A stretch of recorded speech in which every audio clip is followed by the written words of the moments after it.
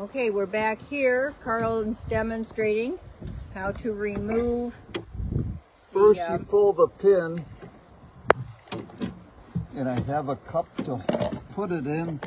These are reverse thread, so it's not right to tight, left to loosen.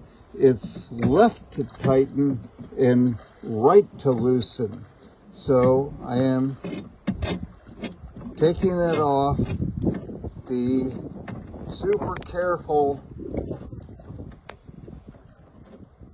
And because I sprayed these at the beginning of the year with that lubricant that I have under the cottage with the red cap on it, it's easy to take off. If you don't do that, it'll squeak like crazy and it will rust over. Just saying.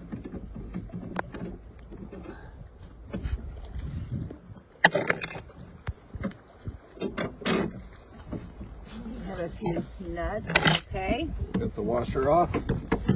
Now, what's important here is that you get balance between the two docks to be able Let me get to off here. get the rod out. Do you need more weight or less weight? It's balance. Screwed up. Let me. Getting you free there. Okay, new. Got it here. Okay.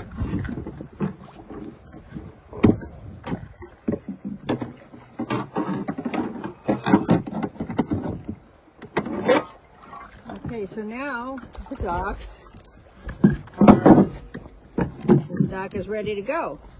Adam has a large paddle here. On warmer days, I highly recommend just get in the water and walk it over. But Adam's going to attempt to paddle it. So we'll see how he does. Meet you at the other side. Later.